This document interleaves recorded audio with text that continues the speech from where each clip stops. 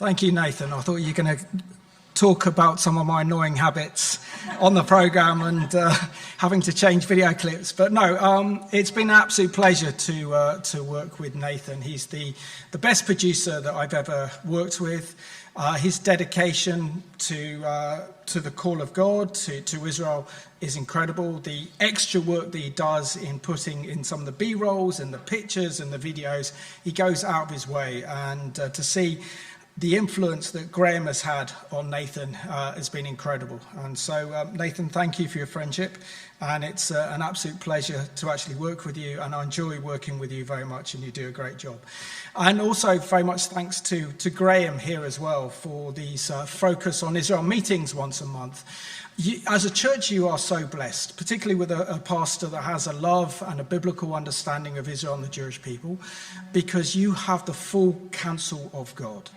And that's what's so important. That's what 80 or 70% of most of the evangelical church miss today. They don't have all the big picture, and therefore they don't have a fully understanding of the scriptures and the times in which we're living in to be able to communicate to non-believers what's happening. Because the days in which we're living in are absolutely extraordinary. I would even go as far as to say that we are living in biblical times. I mean, many of you may have actually thought, wouldn't it be wonderful to go back, as we saw that video clip on there of Jesus calming the storm in the Galilee, or what the Israelis called the Canary at the Sea of Galilee, or to go back in history and see how David defeated Goliath, or actually saw then Moses crossing the Red Sea. And to do that, we need a time machine. But today we don't need a time machine, because we are literally in a time where we have seen the fulfillment of biblical prophecy come alive in our day. The Bible is more real now than it has been in any other time in world history, because we are on the verge of the precipice of the end of history. The time approaching where the Messiah, Yeshua HaMashiach, is going to turn in victory on the Mount of Olives. But we've got a long way to go before we get there, but there is no doubt that's the convergence of where we're going today.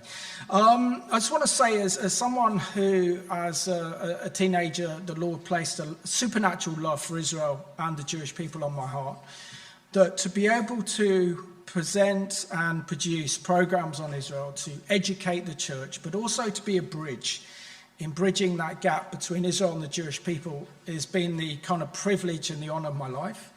The people that I've met and I've had the chance to interview have been nothing less than absolutely extraordinary. And the miracle of the anchor program that I produce and present, the Middle East Report, I don't know that many people on my phone.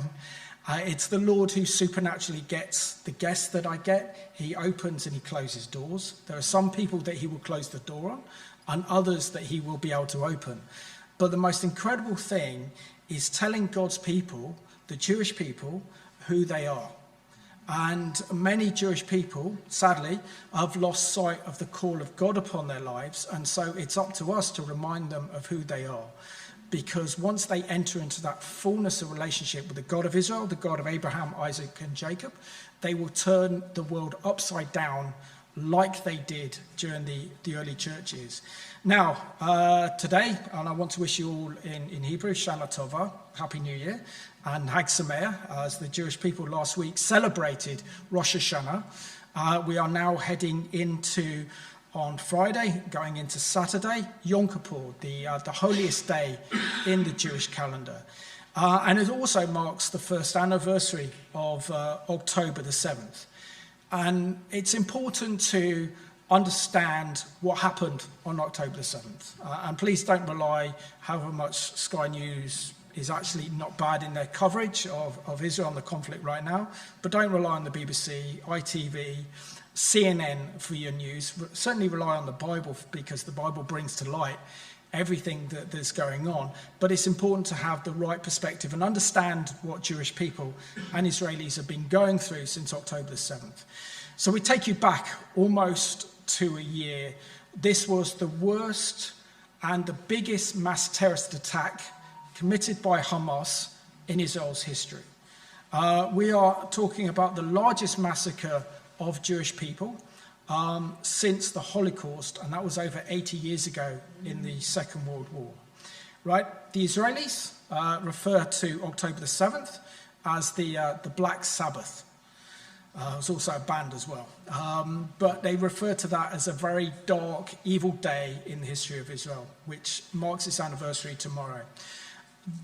October the 7th not only shook and shocked Israelis and Jewish people around the world, it also was one of those defining moments in world history. And it will go down as a day of infamy, the October the 7th. Many people will actually remember key dates in history, and October the 7th will be one of those key dates. So let me tell you some of the key dates that of the last century and going into this century that will be remembered throughout history. So on the 3rd of September 1939, the British people who, if you're alive that day, you remember this would have been the declaration when Neville Chamberlain declared war on Germany after the Nazis invaded Poland on the 1st of September 1939.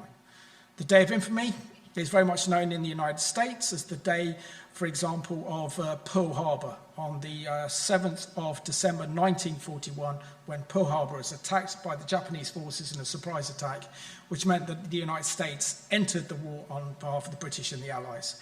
Other days that come to mind is the assassination of John F. Kennedy on November the 22nd, 1963, or more recently, 9/11 on the 11th of September 2021.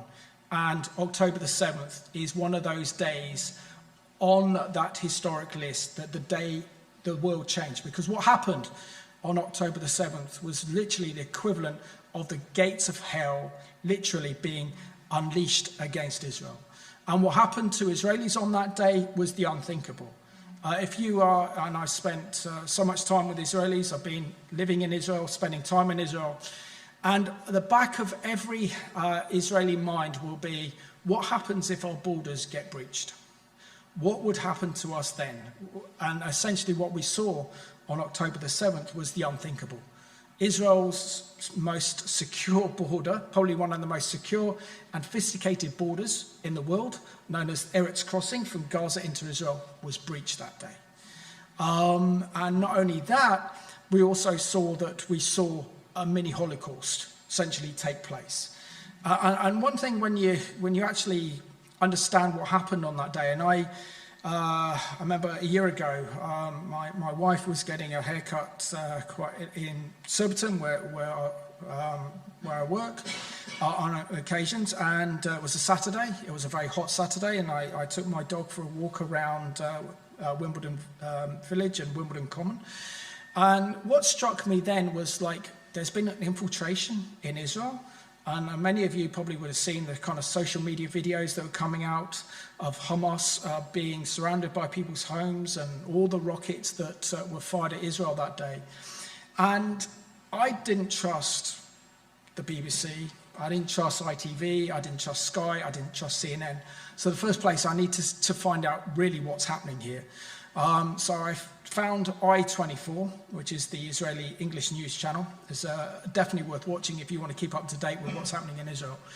So I ended up watching it, and they had terrorism analysts and they had experts on saying this is the biggest crisis that Israel's faced in their history.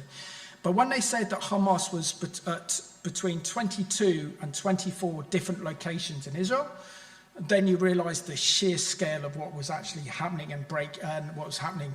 And the fact that we are now, instead of talking about a few hundred Hamas terrorists that have breached the Gaza crossing from Gaza into Israel, we're talking thousands of highly trained, highly equipped, highly motivated Islamist terrorists bent on genocide. And that's exactly what actually happened. Now, there has been a new report that's been published that refers to the fact that there were about 5,000 to 6,000 Hamas terrorists who carried out the October the 7th atrocities and massacres, but also probably around an extra 1,000 or 2,000 residents who joined Hamas on that horrific day. So we're literally now talking the region between 7,000 and 8,000 individuals who committed the most horrific, the most barbaric acts of genocide, of war crimes in the 21st century. October the 7th occurred on, not only did it occur on Shabbat, but it also occurred on a Jewish holy day called Simchat Torah. This is a joyful day where the rabbis, if you're ever in Israel for Simchat Torah, you see the rabbis dancing around the Torah, celebrating the giving of the Bible, the scriptures to the Jewish people. So Simchat Torah is, I think, the only day where the rabbis are able to get drunk that day and actually celebrate the giving of the law. So it's a very joyful day in Israel's history. But we also have to remember as well that October the 7th was the worst intelligence failure in Israel's history. But also significantly, it happened on the 50th anniversary of the Yom Kippur War. This was, up until October the 7th, the worst intelligence failure in Israel's history, where on that day, the Egyptian and the Syrian forces attacked Israel in a surprise attack, backed up by the full military might and power of the Soviet Union. But this is according to a report from the IDF. So on Saturday, the 7th of October, at 6:30 a.m., Hamas fired 2,500 rockets into Israel at Israeli towns and in close proximity to Gaza. Also, sirens went off in Tel Aviv and Jerusalem, and the missiles caused massive civilian casualties in residential areas, including Ashkelon, Ashdod, Beersheba, and Sderot. These are all towns and cities that are in close proximity to the Gaza Strip. We see also that Israeli civilians were forced to take cover in bomb shelters, whilst terrorists belonging to Hamas and Palestinian Islamic Jihad invaded Israel in what seems like a black which was a dark operation, where Israel actually feared that they carried out a massive cyber attack and the mobile phone networks went down. And also, the one big surprise that happened, and lots of Israelis are asking this question, is why was there such a skeleton staff or skeleton soldiers actually in the close proximity to Gaza, and why were most of them then diverted up to Judea and Samaria to defend the Jewish communities in the biblical heartland of Israel? I mean, we're not going to know until there's a full inquiry investigation into October the 7th. The Hamas terrorists fired mortars at the guard towers, used explosive devices and bulldozers to destroy the fences between Israel and Gaza. Terrorists broke through the border at more than 100 places. And many of the elite Hamas terrorists flew into Israel on gliders, and some landed on the beach near Kibbutz Zikim. We also have to talk about the horrors that took place as well, particularly at the Nova Music Festival. So the Nova Music Festival was held near Kibbutz Ra'im on the 6th to the 7th of October. This is where 3,000 young people from all across Israel and the world attended this Nova Music Festival. At 6:22 a.m., the music stopped due to sirens being sounded due to incoming rocket fire, and moments later the police were ordered an evacuation. Hamas terrorists attacked the festival grounds, firing automatic guns, RPGs and grenades, and some of the partygoers hid in tents, in cars, but Hamas found them. 347 young people were found dead and murdered at the music festival in the most horrific way. Their injuries include bullet wounds, knife wounds, and other forms of violence, and 40 were taken hostage into Gaza that day. Hamas also committed mass rapes against women and men, which is a violation of international law and is a war crime. One Messianic pastor that I addressed just when I went to Israel back in January and February of this year actually spoke about how there was nothing protecting his city, which was Ashkelon and Ashdod, from a Hamas attack. And so what happened with the Nova Music Festival is that this distracted the Hamas terrorists to go after the partygoers, that actually saved Ashkelon and Ashdod from being attacked because there was nothing and no one there to prevent 5,000 or 6,000 Hamas terrorists from reaching Israel's main population centers. We saw that Hamas targeted the kibbutzes and small towns next to the Gaza Strip. And I remember being in Israel in December 2022 as part of the Christian Media Summit that was organized by the Israeli Government Press Office and the Prime Minister's Office. And we had a solidarity visit to the south of Israel. Now, I was in a bit of a dilemma because it was the World Cup in Qatar 2022. England were playing France, and I'm thinking, right, this is before I was going. If England beat France in the quarterfinals, then we go to the semi-finals of the World Cup in Qatar. And it's not very often in my lifetime that England, being a massive England fan, that they actually get to a semi-final of a World Cup. It doesn't happen very often. So my concern was, if we go to the south, how am I going to watch England play against whatever opponent they're playing in the semi-final? Anyway, I put that to the side, and we didn't qualify anyway. We got knocked out 2-1 by France in the quarterfinals, so I didn't have to worry about that problem. But it was a problem I was thinking about.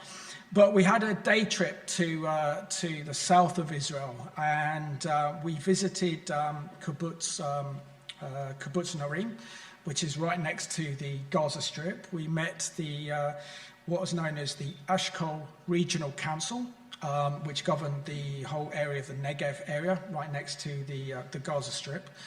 And one very famous American Jew who survived the horrors of October the 7th addressed us and said in what the Israelis call Oklim, which is like the dining room area of the kibbutz, and said that this place, 90% of the time, is paradise. But when the Hamas rockets and missiles go over, this place is hell. And you could see their beautiful, pristine gardens. You could see how much everyone cared about the community in which they were living in. And we sat down, we had dinner, we heard these amazing survival stories of those who had survived previous Hamas attacks and rockets attacks in Israel, and how that they wanted to make peace with the residents of Gaza, and how the Israeli government at the time allowed between 13 and 17,000 residents of Gaza to live and work on the kibbutzes in the area, so that they could earn a better salary, go back to Israel, and it would help then create coexistence between the Israelis and also those residents of Gaza to help build a new future. There was even talk about building an industrial hub right on the border between Israel and Gaza to give the residents of Gaza employment. But of course, what happened was that those residents of Gaza who worked on the Israeli kibbutzes gathered information, intel. They worked out who were the IDF reserves, where were the security based, so they had a full idea of what they were going to do on October the 7th. And I remember being given a mic, and our group of Christian journalists from around the world were given the mic to ask questions. And they thanked us for being there. I picked up the mic and said, "You're thanking us for being here, but I want to thank you because you are not only defending Israel from that demonic evil ideology that is Hamas in Gaza, but you are also defending the West against this ideology that would destroy the West as well. And you guys are on the front line." But sadly, after what happened on October the 7th, is many of those people on that kibbutz didn't survive. But that was one of the kibbutzes where they put up a very strong fight and resisted so many of the Hamas terrorists. Now, one of the kibbutzes we visited, I don't know if I've got any pictures, but we've got them. So I was part of what was known as a solidarity mission through the International Christian Embassy, Jerusalem, UK. And I do 2 programs with them a month. So I do something called Jerusalem Dispatch, which highlights the incredible work that the International Christian Embassy, Jerusalem, UK, are doing to help Israel, whether it's helping to build bomb shelters, whether it's to look after Holocaust survivors, or whether it's to actually look after for example, horses, so trauma therapy, so many amazing projects they're involved in. So I do a program once a month called Jerusalem Dispatch with them that highlights what the ministry is doing to help Israel and the Jewish people at this time. And then we have a Zoom event once a month. I've got one coming up on Thursday, 8 o'clock, where we're going to be I'll be interviewing a hero of October the 7th. But as part of this solidarity visit, they invited me to go, and my co-host, Pastor Reagan King, who I do Behind the Headlines with, to Israel. Now, Israel's in the midst of war because we know that Israel launched a ground offensive into Gaza to destroy Hamas 3 weeks after October the 7th, at the end of October. And trying to get to Israel, I don't know if any of you have tried to get to Israel recently, but it's extremely difficult. The Foreign Office has put a warning, so if you want to go onto the Foreign and Commonwealth Office website, look at the warning and description they have put on their website. And it's enough to put the fear of God in you. You can't visit there, you can't go to Jerusalem, you can't go down the main highway between Haifa and Jerusalem, you can't travel there, you can't travel there. Also means that there's no travel insurance either. So if you go to Israel, you're not insured. But felt a peace from the Lord about going and the importance of going. And it was there that we actually visited the destruction of Hamas on October the 7th. And as a broadcast journalist, it's so important to actually see with your own eyes what actually happened so that you can communicate what Israelis are going through and what they've seen so that we can counter the lies and misinformation. And we visited one of the kibbutz that was badly attacked, called Kibbutz Nir Oz. Now, I'm just going to tell you a little bit about what happened to Kibbutz Nir Oz, and then I'll show you the photographs later. It says, on the morning of October the 7th, dozens of Hamas rockets fell on Kibbutz Nir Oz. And while the kibbutz residents were hiding in bomb shelters in their homes, the terrorists surrounded Nir Oz and broke in through the checkpoints, and they broke into the kibbutz and shot entire families at their homes. Hamas actually beheaded Israeli civilians of the kibbutz and was one of the most affected kibbutzes on October the 7th massacre, where more than half of the residents of the kibbutz were murdered by Hamas terrorists and 80 were taken hostages. And I've got some pictures now that I took on my phone. I only got a few, I've got a video as well, but we're not going to show that now. So I'm going to show a couple of the pictures here. So this is the entrance to the kibbutz there. Which is, it was like, this building would have been a big tower up there, and you can see the devastation caused then. And if you can look further to your left, you'll see the Gaza Strip. And you also see a sign there that one of the residents of the kibbutz took back from Gaza, which says Gush Katif. Now, many of you may know or be familiar with that name. This was the Jewish settlement, Israeli settlement in Gaza, that was forced to pull out in 2005. 12,000 Jewish residents were forced to flee their home when Israel carried out their unilateral withdrawal from Gaza back in 2005. And if I show you the next picture, thank you. So here we go. This is another outskirts of where these buildings were completely and utterly destroyed. Okay, on to the next one. So this is what you could actually see within inside one of the homes or one of the kibbutzes belonging to those that were murdered. If you can see in the background, you see some Arabic writing, and that was the Alaska Martyrs Brigade, one of the elite units carried out by Hamas on October the 7th. Okay, move on to the next one. Again, that's the writing in more detail. You can see how these kibbutzes were completely burnt down and devastated. Okay, and this was one of the wreckages of one of the homes. And literally, it felt like being there, you were on the set of the Holocaust. And it felt like, well, this is a program, a Holocaust, and it all became so real. So there's another one. And Hamas would use the RPGs to attack these kibbutzes because they knew that Israelis were hiding in the safe room. So it's extraordinary to think that kibbutz, out of the 1,200 Israelis and foreign nationals who died, half of those residents are now dead because of October the 7th. As part of the visit, we also visited, and there we go, you can see the children's area around there, and gives you kind of insight into what's happened and the devastation caused to these kibbutzes near Gaza. And the writing on there as well, in Hebrew is where the Israeli investigators would actually describe what actually happened on that kibbutz. So, of course, we got a date there, 25th of the 10th. That's the day that the Israeli investigators went up. And you can see just above the burnt out windows and doors some of the hostages that are posters, bring them home. And that was, and those are actually the residents of this kibbutz that were taken back into Gaza. Now it's pretty much dark tourism, but there's the one thing that when you're in Israel at this time, you kind of realize what the Israelis are going through and what they care about most. It's not revenge against Hamas in Gaza, but it's about the hostages. As soon as you land at Ben Gurion Airport, you see posters of all the hostages. You go outside into the kind of main commercial boards, you'll see faces of hostages as well. As part of this visit as well, we also visited one of 3 car parks.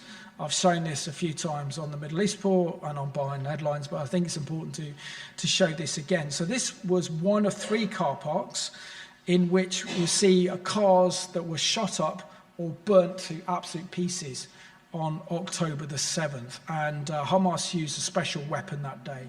I just want to show you this report. This was thanks to the guys at ICJ UK, and then Nathan did the rest and putting it all together really well. So thank you for Nathan.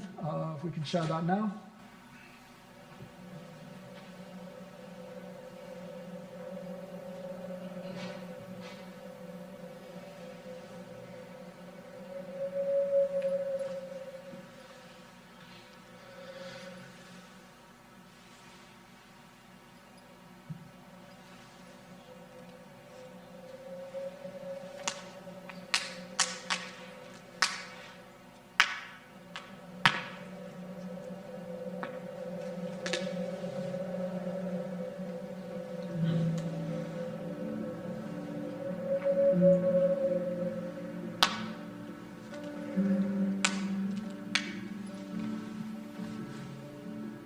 Hi, this is Simon Barrett of Revelation TV in the UK. What you can see behind me is one of the cars that was attacked on October the 7th, the worst mass terrorist attack in Israel's history, where Israel was confronted by approximately 2,000 to 3,000 Hamas terrorists on that day. You can see the carnage they've done with the cars behind me, with these Iranian-supplied grenades that ignite and inflame these cars and actually burn them to ashes. And for those people who really do question whether October the 7th happened, well, here's the crime scene. Here's the evidence of the mass murders that took place on October the 7th. And it's a reminder of the world to wake up, to realise this is terrorism. This is the worst kind of terrorism that we've seen in decades, certainly comparable to 9/11. And the magnitude of the destruction that occurred on October the 7th is nothing less than absolutely horrific and evil. You can see with the evidence behind the total carnage caused by Hamas back on October the 7th.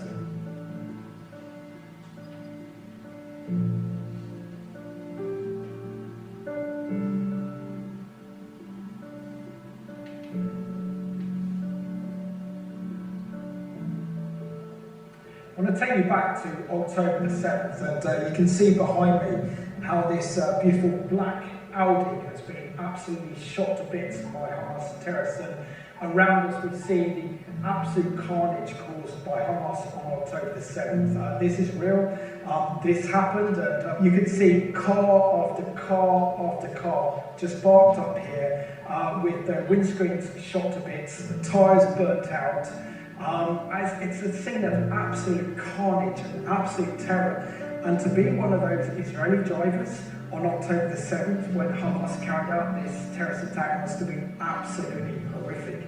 And the world needs to know what happened on October the 7th. This is the equivalent of what happened in the Shoah or the Holocaust, to realise the true magnitude and the scale of this attack by Hamas back on October the 7th.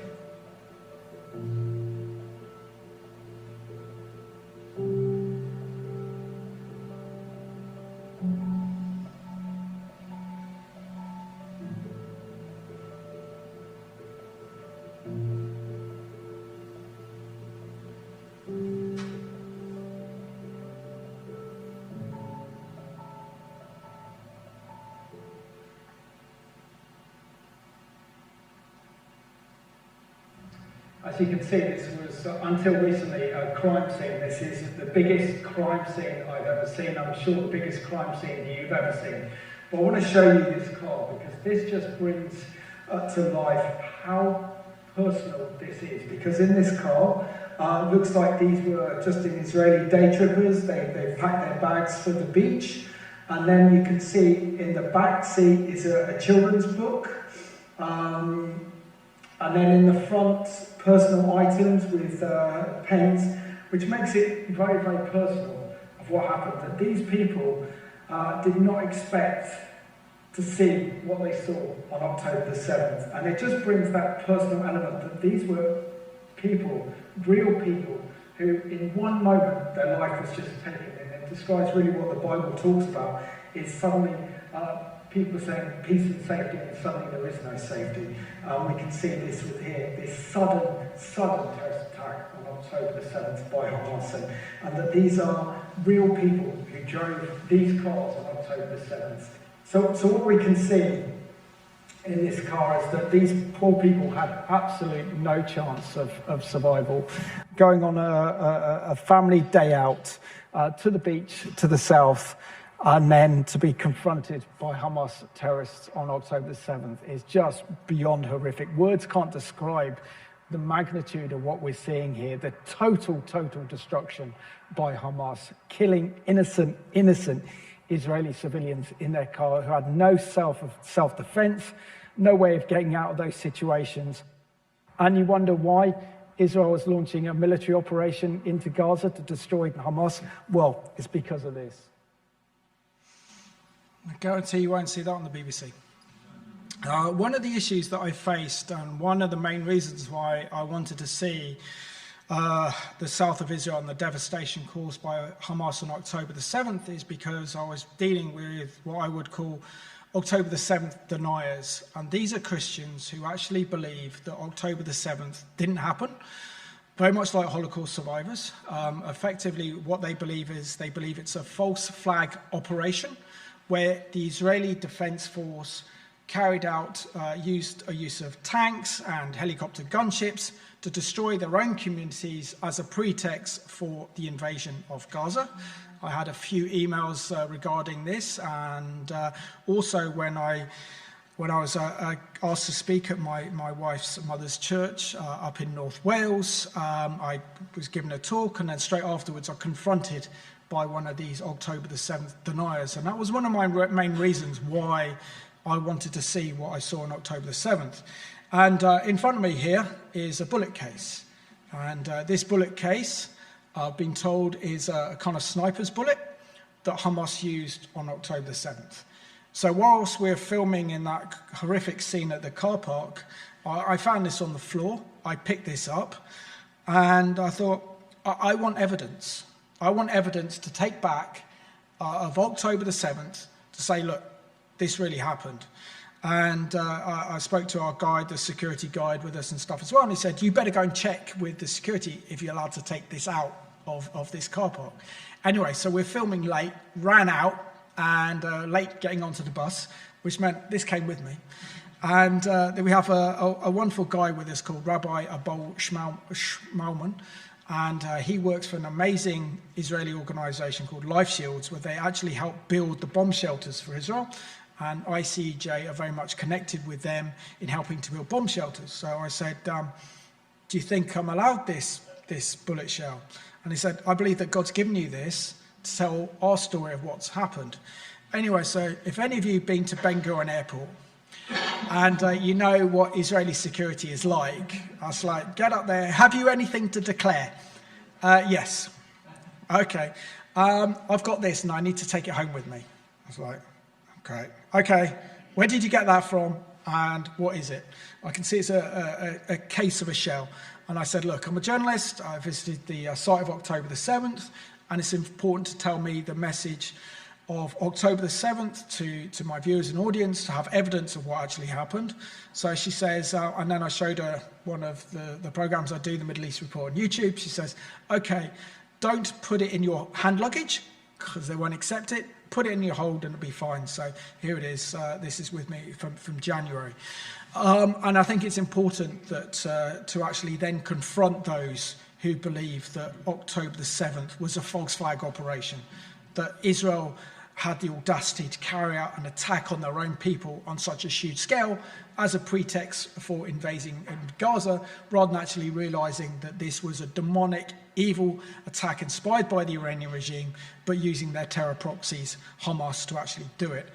So since October the 8th, 2023, according to the UK Israeli embassy, Hezbollah have fired some 8,800 missiles launched at Israel. They've wounded 325 people, including 48 casualties, and they burnt 190 million square meters of farmland, of forest land, of green land. And any of you who've been up to the north of Israel will actually realize that the Upper Galilee, and also the Golan Heights, is the most beautiful green region of Israel with the hills and everything else. And having done a program recently with the manager of the Gazelle Nature Reserve Park in Jerusalem, testified to the damage that these rockets and missiles are doing to Israel's environment in the north. Also, after October the 7th, it took Israel a few days for the IDF to completely clear up the Hamas infiltration in southern Israel. Then it was 3 weeks before Israel launched their ground incursion into Gaza to destroy Hamas, to destroy their terror network, to destroy the terror tunnels, but also to rescue the hostages. And after the horrors of October the 7th, and particularly after the horrors of the Holocaust over 80 years ago, as we mark next year the 80th anniversary of the end of the Holocaust and the end of the Second World War, world leaders vowed never, never again. But sadly, when it comes to October the 7th, that sounds extremely insincere, but also empty, as Israel faced its own Holocaust on October the 7th. We know that, for example, that the Iranian regime was behind the October the 7th attack, and that Israel was facing a multi-front war. It was only over the weekend that Iraqi Shia militias fired rockets into the Golan Heights that killed 2 Israeli soldiers and injured 24 on that army base. We know that the Houthis are firing rockets at Israel from southern Lebanon.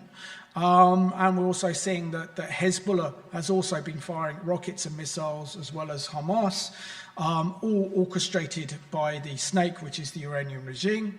And Israel faced international condemnation around the world, one world sympathy, and the world wanted Israel to say, look, you've taken a hit. Yes, you've had over 1,200 murdered. You've had over 6,000 to 7,000 injured critically. You've had 250 hostages taken into Gaza, but don't retaliate. You've got world sympathy on your side. Don't defend your people. But the reason why Israel had to go and destroy Hamas in Gaza is because the Middle East is all about perception of strength. If you are perceived as strong, then you'll survive. But if you are considered weak, that's it, you face annihilation. And there is only one Jewish state in the world. There is no other homeland for the Jewish people to flee.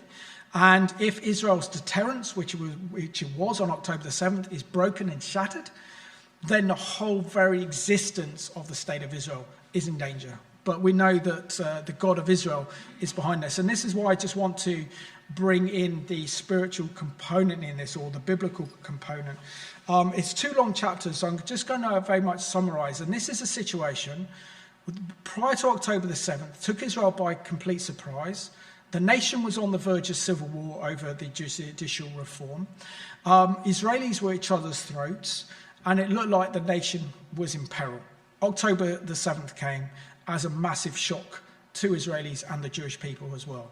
And we also see after October the 7th, it wasn't just Israel that was under attack, but every single Jewish community around the world came under attack. And what we're seeing now is an unprecedented rise in Jew hatred. We haven't seen this rise in attacks against the Jewish people since the 1930s, with the rise of Nazism and the rise of fascism on Europe, and we know where that ended up in the Holocaust, also ended up in the destruction and the world war, and led to the Second World War. So when we touch the apple of God's eye, there was a great danger, not only for our Jewish community, but also for the rest of society. But within a year, the Lord has turned this situation around miraculously, and there are so many examples that we can use. Sorry, just bear with me.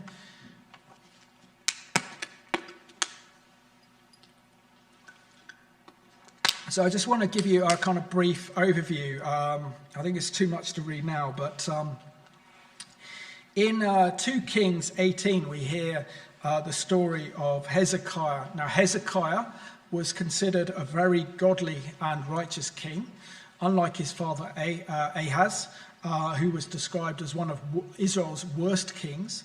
And it says here that in chapter 18, now it came to pass in the 3rd year of Hosea, the son of Eli, king of Israel, that Hezekiah, the son of Ahaz, king of Judah, began to reign. He was 25 years old when he became king, and he reigned 29 years in Jerusalem. His mother's name was Abi, the daughter of Zechariah. And he did what was right in the sight of the Lord, according to all that his father David had done. He removed the high places, broke the sacred pillars, cut down the wooden image, and broke it to pieces, the bronze serpent that Moses had made, for until those days the children of Israel burnt incense to it and called it Neshatan. He trusted in the Lord, the God of Israel, so that after him was none like him among all the kings of Judah, nor who were before him. For he held fast to the Lord. He did not depart from following him, but kept his commandments, which the Lord commanded Moses. The Lord was with him. He prospered wherever he went. And he rebelled against the king of Assyria and did not serve him. He subdued the Philistines as far as Gaza and its territory, from the watchtower to the fortified city. As Gaza's still here today. Now it came to pass in the 4th year of King Hezekiah, which was the 7th year of Hoshea, the son of Eli, the king of Israel. This is when you get the complicated names. The Shalmaneser, king of Assyria, came up against Samaria and besieged it. And in the end of 3 years, they took it. And in the 6th year of Hezekiah, that is the 9th year of Hosea, king of Israel, Samaria was taken. Then the king of Assyria called Israel away captive to Assyria and put it in Hala and by the harbour, the river of Goshan, and in the city of the Medes, because they did not obey the voice of the Lord their God, but transgressed his covenant and all that Moses, his servants, and the Lord had commanded, and would neither hear or do them. And then we see that, for example, the king of Assyria comes against the Lord's anointed. And then it says here, then the king, this is in verse 17, but before then it says this one. So this is, I'll read this one. And in the 14th year of King Hezekiah, Sennacherib, the king of Assyria, came up against all the fortified cities of Judah and took them. Then Hezekiah, king of Judah, sent to the king of Assyria at Lachish, saying, I have done wrong. Turn away from me. Whatever you impose on me, I will pay. And the king of Syria assessed Hezekiah of Judah 300 talents of silver and 30 talents of gold. So Hezekiah gave him all the silver that was found in the houses of the Lord and in the treasuries of the king's house. At that time, Hezekiah stripped the gold from the doors of the temple of the Lord and from the pillars which Hezekiah, king of Judah, had overlaid, and gave it to the king of Assyria. And it's also interesting as well that Revelation came out, I think, last November, that the Israeli Prime Minister Benjamin Netanyahu actually gave billions of US dollars to Hamas. Had a representative from the Kuwaiti government meet a representative of the Israeli government, and would actually then hand over suitcases full of US dollars, we're talking region of millions, to try and pacify Hamas. And we see another biblical connection of trying to use finance in order to protect Judah from being attacked from the king of Assyria. So there's a similar kind of thing there. And if we go on, this is the threat that Sennacherib boasts against the Lord. Then the king of Assyria sent Tartan, the Rabascaris, and Rashaniah from Lachish with a great army against Jerusalem to King Hezekiah. And they went up, and when they went up and came to Jerusalem, when they had come up, they went and stood by the aqueduct from the upper pool, which was on the highway to the fuller's field. And when they had called to the king Achaikim, a son of Achiah, who was over the household, Shebna the scribe and Jonah the son of Asher the recorder came out to them. Then the Rabshakeh said to them, "Now say to Hezekiah, thus says the great king, the king of Assyria, what confidence is this in which you trust? You speak of having plans and power for war, but they are mere words. And in whom do you trust that you rebel against me? Now look, you are trusting in the staff of this broken reed, Egypt, on which if a man leans, it will go into his hands and pierce it. So is Pharaoh, king of Egypt, to all who trust in him. But if you say to me, we trust in the Lord our God, is it not he whose high places and whose altars Hezekiah has taken away, and said to Judah and Jerusalem, you shall worship before this altar in Jerusalem? Now therefore I urge you, give a pledge to my master the king of Assyria, and I will give you 2,000 horses. And if you are able on your part to put riders on them, how then will you repel one captain of at least of my master's servants and put your trust in Egypt for chariots and horses? Now I have come up without the Lord against this place to destroy it. The Lord said to me, go up against this land and destroy it. Then Joachim, the son of Hilkiah, Shebna, and Joah said to Ramanishk, please speak to your servants in Aramaic, for we understand it, and do not speak to us in Hebrew, in the hearing of the people who are on the wall. And then essentially goes on to actually make this a threat, that the king of Syria makes this threat. But then we see that Hezekiah gets a reassurance that God will deliver. Isaiah gives a message to Hezekiah that he will deliver Israel. And that's exactly what happens. And the whole army of the Assyrians is destroyed, over 100,000 soldiers. And then the king of Assyria is also killed as well. And so this is what we see happening when it comes to the nation of Israel. The IDF is not Israel's protector. The Iron Dome or the Iron Sling is not Israel's protector. Who is Israel's protector? It's the God of Abraham, Isaac, and Jacob. He is He is the protector of Israel, and he's protecting God. And he's protecting the nation of Israel. Now, what was so interesting this year is that there's a day in the Jewish calendar that is the darkest day in the Jewish calendar. Many of you may be aware of it, called the 9th of Av. 9th of Av usually occurs in the end of July, early August each year. And this is where the darkest atrocities against the Jewish people happened. For example, they remember on the 9th of Av the destruction of the first temple by the Babylonians, and then the destruction in AD 70 of the second temple by the Romans.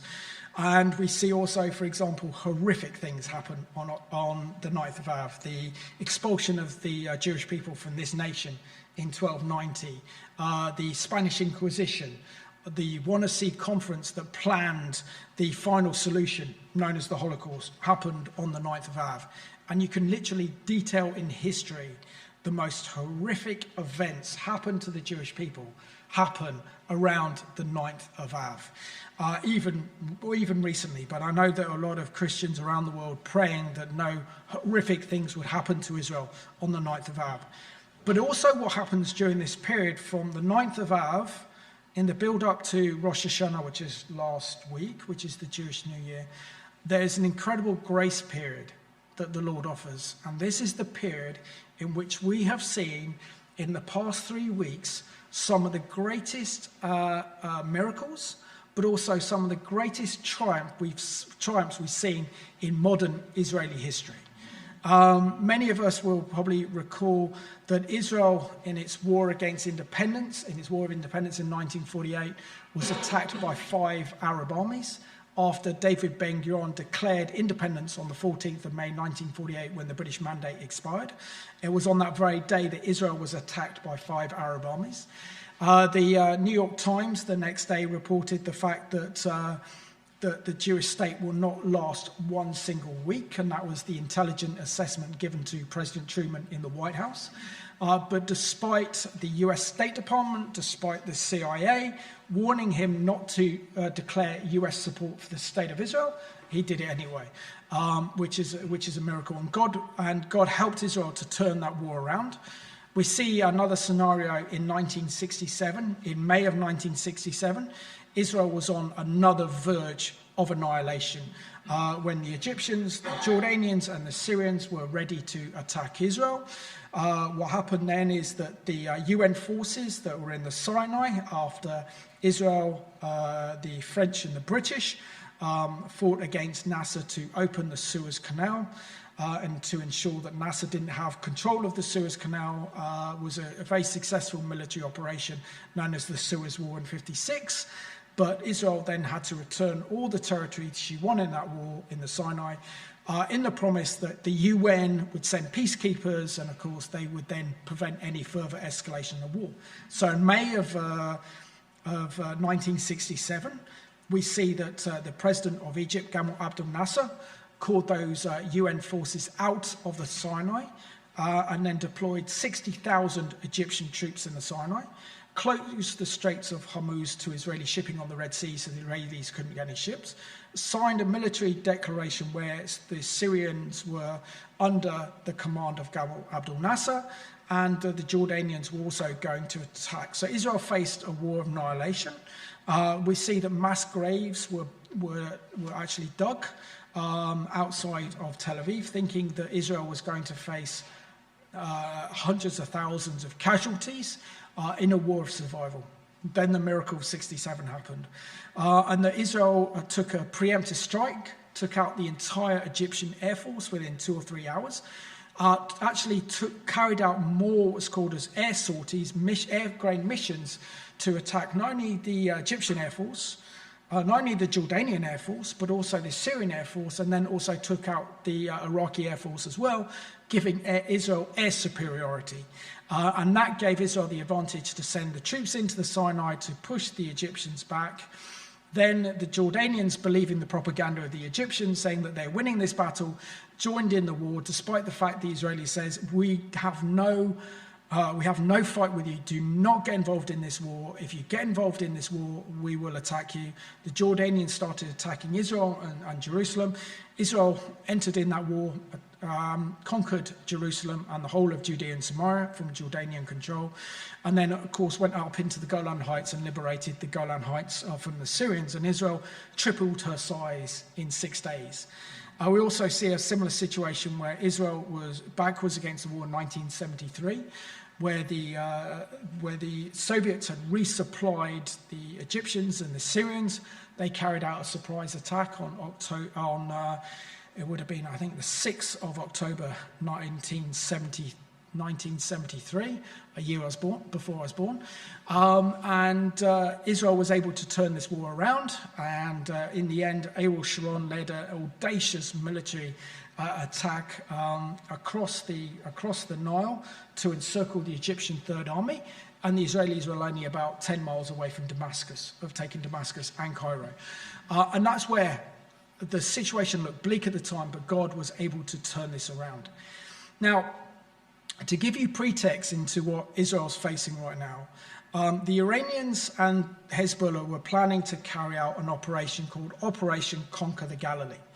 This was due to be planned in early August this year, in which Hezbollah were going to fire thousands of rockets into Israel on one day, and then launch an invasion of north of Israel and Galilee with over 5,000 of Hezbollah's elite terrorists to carry out an even bigger massacre than October the 7th, to murder as many Israelis as they could, take hostages back to southern Lebanon, and effectively control large areas of the Galilee, in which they believe that Israel could then be defeated.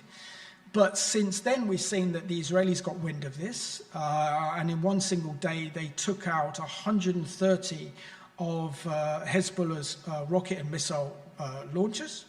And then we had 2 weeks ago, if any of you are fans of James Bond or sci-fi, we literally had a kind of movie unfold before our eyes, where the incredible intelligence of the Israelis were able to set up a fake factory, I think somewhere in Hungary, and they got warning to Hezbollah that the Israelis are able to spy on Hezbollah's communications.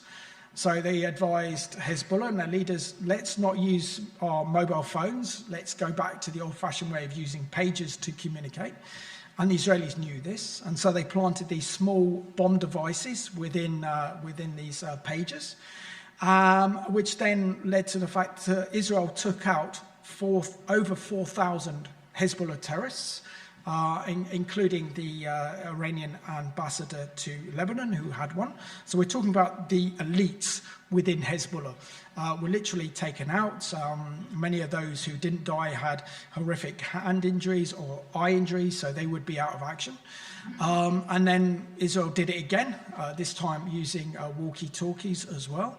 And that, if Israel were to achieve that just with actually targeted airstrikes, it would have meant that we're seeing thousands of possible casualties caught up in that. We then see that Israel was able to assassinate Sheikh Hassan Nasrallah, the head of Hezbollah, who said that he wants to see all the Jewish people return to the land of Israel so that Hezbollah can wipe them out and they don't have to go around the world to actually find the Jewish people, but they'd all be in Israel and they could murder them all. So we have to understand, when we're dealing with the Iranian regime, when we're dealing with Hamas, Palestinian Islamic Jihad, the Houthis, Hezbollah, they have this mixture of ideology that's a mixture of Nazism with Islamic extremism, fascism, combined with the ideology, and their goal is not only to annihilate the state of Israel, but to entirely wipe out the Jewish people from all over the world.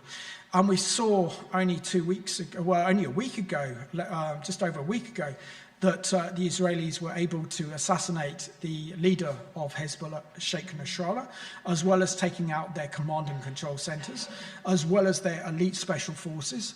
And the Israelis seem to have done this, according to a Saudi news report, of actually using a chemical.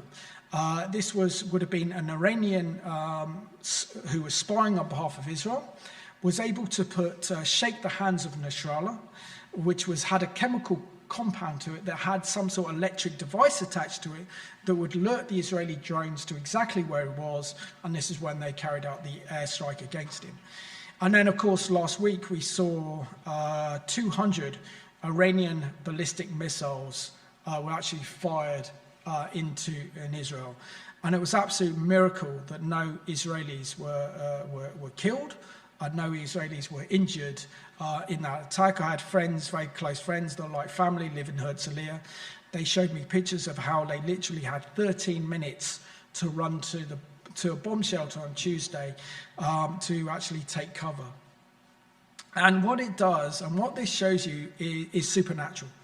That we're seeing the supernatural hand of God upon his people. Yes, I believe that God is sovereign, and yes, he allows evil to happen to wake his people up.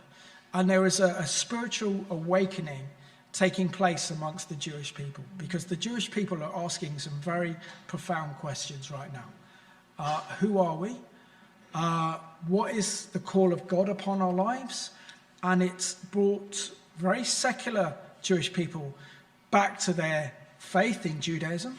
It's brought them back to a closer understanding of God and who they are. And this is what I found in my own experience when the Lord told me, is that Gentiles come to the Father through Yeshua, but Jewish people come to Yeshua through the Father.